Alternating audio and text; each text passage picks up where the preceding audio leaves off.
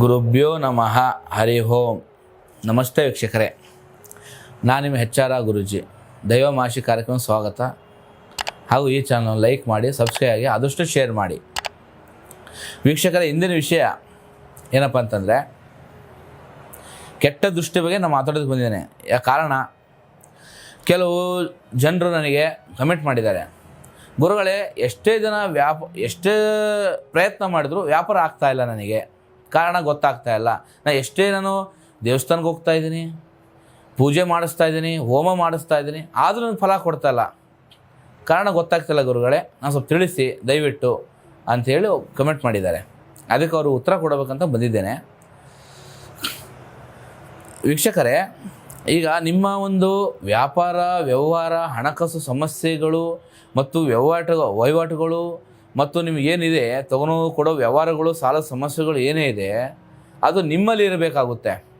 ಯಾಕಂತಂದರೆ ಕೆಟ್ಟ ದೃಷ್ಟಿ ಕಾರಣ ಯಾವ ಥರ ಅಂದರೆ, ನಿಮ್ಮ ಒಂದು ಸುಖ, ನಿಮ್ಮ ಒಂದು ಸಂಪೂರ್ಣವಾಗಿ ರಾಜವೈಭವ ಅಂದರೆ ಬೇರೆ ಕಡೆ ಶೇರ್ ಮಾಡ್ಕೊಂಡು ಹೋಗ್ತೀರಾ. ಅಂದರೆ ಯಾವ ಥರ ಅಂದರೆ, ನೀವು ಚೆನ್ನಾಗಿರ್ತೀರಾ ಅಂದರೆ ನನಗೆ ಇವತ್ತಿಷ್ಟು ವ್ಯಾಪಾರ ಆಗಿದೆ ಅಂಥೇಳಿ ಒಬ್ಬರ ಹತ್ರ ಹೇಳ್ಕೊಂಡಿರ್ತಾರೆ. ಆದರೆ ಅವ್ರಿಗೆ ವ್ಯಾಪಾರ ಅಷ್ಟು ಆಗೋದಿಲ್ಲ. ಅವಾಗ ಏನು ಮಾಡ್ತಾರೆ, ಅವರು ನಿಮ್ಮ ಮೇಲೆ ಅಸೂಯೆ ಪಡ್ತಾರೆ.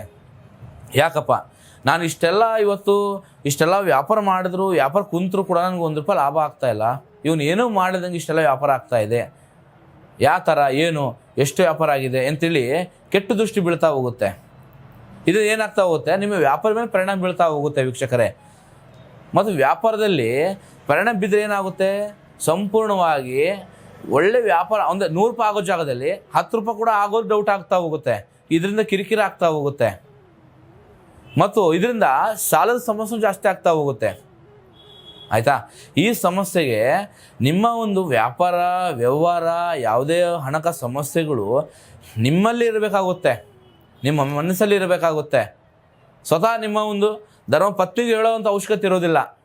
ಯಾಕಂತಂದರೆ, ಈಗ ಅವರು ಹೋಗಿ ಇನ್ನೊಬ್ರಿಗೆ ಹೇಳ್ತಾರೆ, ನಮ್ಮ ಗಂಡ ಯಜಮಾನ್ರು ಈ ಥರ ವ್ಯಾಪಾರ ಮಾಡಿದರು, ಈ ಥರ ವ್ಯವಹಾರ ಆಗಿದೆ, ಇಷ್ಟು ನಾವು ಈ ಆಸ್ತಿ ತೊಗೊತಾ ಇದ್ದೀವಿ, ಈ ಫ್ಲ್ಯಾಟ್ ನೋಡಿದ್ದೀವಿ, ಈ ಒಂದು ಪ್ರಾಫಿಟ್ ತೊಗೊತಾ ಇದ್ದೀವಿ, ಈ ಥರ ಒಂದು ಮೆಂಟಾಲಿಟಿ ಹೋಗ್ತಾ ಏನಾಗುತ್ತೆ, ಅವ್ರು ಹೇಳೋದಕ್ಕೆ ಚೆನ್ನಾಗಿರುತ್ತೆ. ನಾವು ಅವರು ಗಂಡ ಖುಷಿಗೆ ಅವ್ರು ಹೇಳ್ಕೊತಾರೆ, ಅವರು ಯಜಮಾನ್ರ ವಿಚಾರ ಈ ಥರ ಇದೆ, ಈ ಥರ ಇಲ್ಲ ಅಂತೇಳಿ.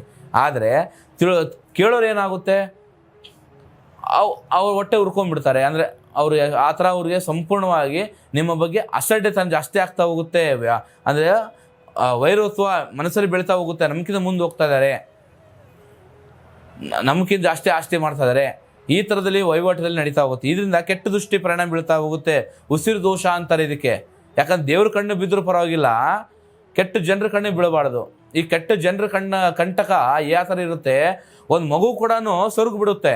ಒಂದು ಮಗು ಎಷ್ಟು ಚೆನ್ನಾಗಿದೆಯಪ್ಪ ಅಂತೇಳಿ ಒಂದು 4 ಜನರ ಕಣ್ಣು ಬಿದ್ದರೆ ಏನಾಗುತ್ತೆ, ಮಗು ರಾತ್ರಿಯೆಲ್ಲ ನಿದ್ದೆ ಮಾಡಲ್ಲ. ಆಟೋಮೆಟಿಕ್ಕಾಗಿ ಮಗು ಊಟನೂ ಮಾಡೋದು ಬಿಡ್ತಾನೆ. ಆಟೋಮೆಟಿಕ್ಕಾಗಿ ಮಗು ಗುಂಡು ಚೆನ್ನಾಗಿರೋ ಮಗು ಸಂಪೂರ್ಣವಾಗಿ ಸೊರಗಿ, ಸಂಪೂರ್ಣವಾಗಿ ಮೊದಲು ಇರೋ ಮಗುಕ್ಕೆ ಈಗಿರೋ ಮಗು ಎಷ್ಟು ವ್ಯತ್ಯಾಸ ಇರುತ್ತೆ. ಆ ಥರ ನಿಮ್ಮ ವ್ಯವಹಾರ ಮೇಲೆ ಪೆಟ್ಟು ಬೀಳ್ತಾ ಹೋಗುತ್ತೆ.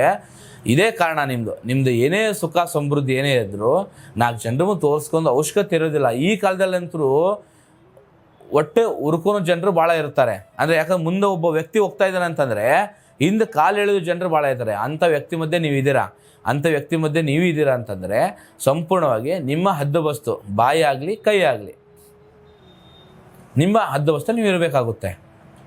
ಆಯಿತಾ? ಮತ್ತು ಇನ್ನೊಂದು ವಿಚಾರ, ಗಂಡ ಹೆಂಡತಿ ಚೆನ್ನಾಗಿರ್ತೀರ, ಅವ್ರು ಯಾವುದೋ ಒಂದು ಫೋಟೋಶೂಟ ಮಾಡಿ ಆಗಲಿ, ಇಲ್ಲ ಯಾವುದೋ ಸ್ಟೇಟಸಲ್ಲಾಗಲಿ, ಇಲ್ಲ ಯಾವುದೋ ಒಂದು ಫಂಕ್ಷನ್ ಕಾರ್ಯಕ್ರಮ ಭಾಳ ಚೆನ್ನಾಗಿ ಹೋಗ್ತಾ ಇರೋದು ಬರೋದು ಮಾಡ್ತಾ ಇರ್ತಾರೆ. ಅವಾಗ ಜನರು ಏನು ಮಾಡ್ತಾರೆ, ಸಂಪೂರ್ಣವಾಗಿ ಅದಕ್ಕೂ ಬಿಡು ಎಷ್ಟು ಚೆನ್ನಾಗಿದ್ದಾರೆ, ಅವ್ರ ಜೋಡಿ ಚೆನ್ನಾಗಿದೆ, ಎಷ್ಟು ಚೆನ್ನಾಗಿ ಮೆರಿತಿದ್ದಾರೆ, ಎಷ್ಟು ಚೆನ್ನಾಗಿದ್ದಾರೆ ಅಂಥ ಒಂದು ದಾಂಪತ್ಯ ಜೀವನ, ಸುಖಮಯ ಇರೋ ಜೀವನ, ರಾತ್ರಿನೂ ಕೂಡ ಜಗಳ ಕಿರಿಕಿರಿ, 2 ದಿನ ಮಾತುಕತೆ ಇರೋದಿಲ್ಲ. ಇದೇನಾಗುತ್ತೆ, ಗಂಡ ಹೆಂಡತಿ ಸಂಪೂರ್ಣವಾಗಿ ಜಗಳ ಕಿರಿಕಿರಿ ಬಂದುಬಿಟ್ರೆ ತಾಯಿ ಮನೆಗೆ ಹೋಗ್ಬಿಡೋದು ಹೆಂಡತಿ, ಗಂಡ ಆ ಕಡೆ ಮುಖ ತಿರ್ಸ್ಕೊಂಡು ಕುಂತು ಬಿಡೋದು.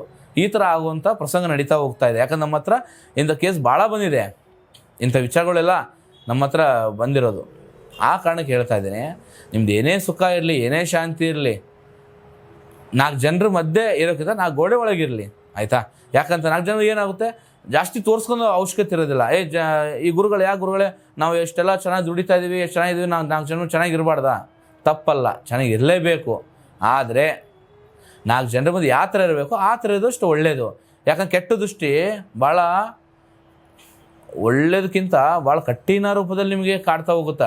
ಆಟೋಮೆಟಿಕ್ಕಾಗಿ ಒಂದು ಎದ್ದ ಮನುಷ್ಯ ಬೀಳಿಸುವಂಥ ಒಂದು ಕೆಟ್ಟ ದೃಷ್ಟಿ ಬೀಳುತ್ತೆ. ದೃಷ್ಟಿ ದೋಷ ಅಂತಾರೆ, ಉಸಿರು ದೋಷ ಅಂತಾರೆ. ಈ ದೃಷ್ಟಿ ದೋಷ, ಕೆಟ್ಟ ದೃಷ್ಟಿ ದೋಷ ನಿಮ್ಮ ಜೀವನ ಪರಿಣಾಮ ಬಿತ್ತಂತಂದರೆ ಆಟೋಮೆಟಿಕ್ಕಾಗಿ ಮನೆತನದಲ್ಲಿ ಜಗಳ ಸ್ಟಾರ್ಟ್ ಆಗ್ತಾ ಹೋಗುತ್ತೆ, ವ್ಯವಹಾರ ಪೆಟ್ಟು ಬೀಳ್ತಾ ಹೋಗುತ್ತೆ. ಮತ್ತು ದೃಷ್ಟಿ ದೋಷಗಳಿಂದಾಗಿ ನಿಮಗೆ ಹೊಟ್ಟೆ ಬಾಧೆಗಳು ಸ್ಟಾರ್ಟ್ ಆಗ್ತಾ ಹೋಗುತ್ತೆ, ಅಜೀರ್ಣ ಕ್ರಿಯೆ ಜಾಸ್ತಿ ಆಗ್ತಾ ಹೋಗುತ್ತೆ, ಜೀರ್ಣ ಆಗೋದಿಲ್ಲ, ಊಟ ಮಾಡೋಕ್ಕೂ ಆಗೋದಿಲ್ಲ, ಮತ್ತು ನಿಮಗೆ ಸೋಮರ್ಥನ ಜಾಸ್ತಿ ಆಗ್ತಾ ಹೋಗುತ್ತೆ. ಆಯಿತಾ? ಅದಕ್ಕೋಸ್ಕರ ಈ ನಿಮ್ಮ ಒಂದು ನಾನು ಸೊಲ್ಯೂಷನ್ ಕೊಡ್ತಾ ಇದ್ದೀನಿ ಏನು ಅಂತಂದರೆ, ನಿಮ್ಮ ಇದು ಪರಿಹಾರ ಮಾರ್ಗ ರೂಪದಲ್ಲಿ ಸಂಪೂರ್ಣವಾಗಿ ನಿಮ್ಮ ಒಂದು ಯಾವುದೇ ವ್ಯಾಪಾರ, ಎಷ್ಟೇ ವ್ಯಾಪಾರ ಇರಲಿ, ಎಷ್ಟೇ ನಿಮಗೆ ಲಾಭದಾಯಕ ಆಗಲಿ, 4 ಜನ ಹೇಳೋಕ್ಕಿಂತ ಮೊದಲು ನಿಮ್ಮ ಒಂದು ಹತೋಟಿಯಲ್ಲಿ ಹಿಡ್ಕೊಂಡು ಮುಂದುವರೆದಷ್ಟು ಒಳ್ಳೆಯದಾಗುತ್ತೆ. ಮತ್ತು ಗಂಡ ಹೆಂಡತಿ ಎಷ್ಟೇ ಚೆನ್ನಾಗಿರಲಿ, ಅವ್ರ ದಾಂಪತ್ಯ ಜೀವನ ಅವ್ರ ಗಂಡ ಹೆಂಡತಿ ನಡುವೆ ಇರಲಿ, ಹೊರಗಿನ ದೃಷ್ಟಿ ಎಷ್ಟು ಇರಬೇಕು ಅಷ್ಟೇ ಇರಬೇಕು, ಒಳಗಿನ ದೃಷ್ಟಿ ಅಷ್ಟೇ ಇರಬೇಕಾಗುತ್ತೆ. ಆಯಿತಾ? ಮತ್ತು ಮಗು ಕೂಡ ಚೆನ್ನಾಗಿದೆ ಅಂತ ಅಂದಾಗ ಆಟೋಮೆಟಿಕ್ಕಾಗಿ 4 ಜನರು ನೋಡ್ತಿರ್ತಾರೆ.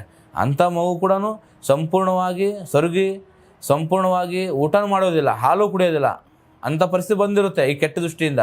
ಅದಕ್ಕಾಗಿ ಸ್ವಲ್ಪ ಮಗುಗೆ ಕಪ್ಪು ದಾರ ಕಟ್ಟಿ ಮಗು ದೃಷ್ಟಿ ಆಗೋದಿಲ್ಲ. ಮತ್ತು ನಿಮ್ಮ ಒಂದು ದಾಂಪತ್ಯ ಜೀವನ ಸುಗಮವಾಗಿರುತ್ತೆ, ಒಳ್ಳೆಯದಾಗುತ್ತೆ. ನಿಮ್ಮ ಒಂದು ಆಡಂಬರ ಹೊರಗೆ ತೋರಿಸ್ಬೇಡಿ ಅಂತ ಹೇಳೋದು ಅಷ್ಟೇ. ಆಮೇಲೆ ನಿಮ್ಮ ಒಂದು ವ್ಯಾಪಾರ ವ್ಯವಹಾರ ಜನರ ಮುಂದೆ ಕಾಣೋದು ಅವಶ್ಯಕತೆ ಇರೋದಿಲ್ಲ. ಅದಕ್ಕೋಸ್ಕರ ಒಂದು ದೃಷ್ಟಿ ಗೊಂಬೆ ಇಲ್ಲ ದೃಷ್ಟಿ ಆಗಲಾರ್ದು ಕುಂಬಳಕಾಯಿ ಆ ಥರ ಒಂದು ಯುಗಾದಿ ಅಮಾವಾಸ್ಯೆ ಕಟ್ಟಿ ಒಳ್ಳೆಯದಾಗುತ್ತೆ. ಈ ಯುಗಾದಿ ಅಮಾವಾಸ್ಯೆಗೆ ಯಾವುದೇ ದೃಷ್ಟಿ ಆಗಲಿ ಸಂಪೂರ್ಣವಾಗಿ ಲಿಂಬೆಹಣ್ಣು ಎಳೆ ತೆಗೆದು ದಿನ ಹೊಡೀರಿ, ಲಿಂಬೆಹಣ್ಣು ಹೊಡೀರಿ, ದೃಷ್ಟಿ ಆಗೋದಿಲ್ಲ ಮತ್ತು ಕೆಟ್ಟ ಕಣ್ಣು ಬೀಳೋದಿಲ್ಲ. ಮತ್ತು ಕುಂಬಳಕಾಯಿ ಕಟ್ಟಿ ಮತ್ತು ದೃಷ್ಟಿ ಗೊಂಬೆ ಕಟ್ಟಿ ಎಲ್ಲ ಒಳ್ಳೆಯದಾಗುತ್ತೆ. ದಿನ ಲೋಬನ ಹಾಕಿ ಧೂಪ ಹಾಕಿ ಕೆಟ್ಟ ದೃಷ್ಟಿ, ಕೆಟ್ಟ ಆಚಾರ ವಿಚಾರಗಳು ಏನೇ ಇದ್ದರೂ, ಎಲ್ಲ ರೀತಿ ಕೆಟ್ಟ ನೆಗೆಟಿವ್ ಏನೇ ಶಕ್ತಿ ಇದ್ದರೂ ಹೊರಗೆ ದಬ್ಬಿ ಮೊದಲು. ಆ ಥರ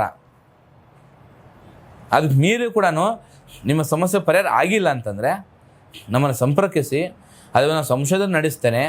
ಅದ್ರ ಬಗ್ಗೆ ನಮ್ಮ ಮಾಹಿತಿ ತಿಳ್ಕೊಂಡು ಅದು ಯಾವ ಥರ ಇದೆ, ಯಾವ ಥರ ಏನು ಪ್ರಯೋಗ ಆಗಿದೆ, ಯಾವ ಕೆಟ್ಟ ದೃಷ್ಟಿ ನಿಮ್ಮ ಮೇಲೆ ಪರಿಣಾಮ ಬಿದ್ದಿದೆ, ಇದರಿಂದ ಏನು ನಿಮಗೆ ಅನಾನುಕೂಲ ತೊಂದರೆಗಳಾಗಿದೆ, ಅದಕ್ಕೆಲ್ಲನೂ ನಿಮಗೆಲ್ಲ ರೀತಿ ನಾವು ಪರಿಹಾರ ಮಾಡಿಕೊಡ್ತೇವೆ. ಅದಕ್ಕೆ ಲಕ್ಷ್ಮೀ ಕುಬೇರ ಸಿದ್ಧಿ ಕವಚ ರೂಪದಲ್ಲಿ, ಯಂತ್ರ ರೂಪದಲ್ಲಿ ಮಾಡಿಕೊಡ್ತೇನೆ. ಎಲ್ಲ ರೀತಿ ಪರಿಹಾರ ಆಗುತ್ತೆ, ಎಲ್ಲ ಒಳ್ಳೆಯದಾಗುತ್ತೆ. ಚಿಂತೆ ಮಾಡೋ ಅವಶ್ಯಕತೆ ಇಲ್ಲ. ಆಯಿತಾ? ಮತ್ತು ನೀವು ಎಡಗಾಲಿಗೆ ಕಪ್ಪು ದಾರ ಕಟ್ಕೊಳ್ಳಿ, ಎಲ್ಲ ಒಳ್ಳೆಯದಾಗುತ್ತೆ. ಆದಷ್ಟು ಮಟ್ಟಿಗೆ ನಿಮ್ಮ ಮೇಲೆ ಕೆಟ್ಟ ದೃಷ್ಟಿ ಬೀರೋದಿಲ್ಲ. ಆಯಿತಾ? ಅಷ್ಟು ಮಾಡಿ ಹೆಚ್ಚಿನ ಸಂಪರ್ಕಿಸಿ, ಒಳ್ಳೆಯದಾಗ್ತಾ ಹೋಗುತ್ತೆ. ಸರ್ವ ಸುಖನ ಭವಂತು. ಒಳ್ಳೆಯದಾಗಲಿ ವೀಕ್ಷಕರೇ.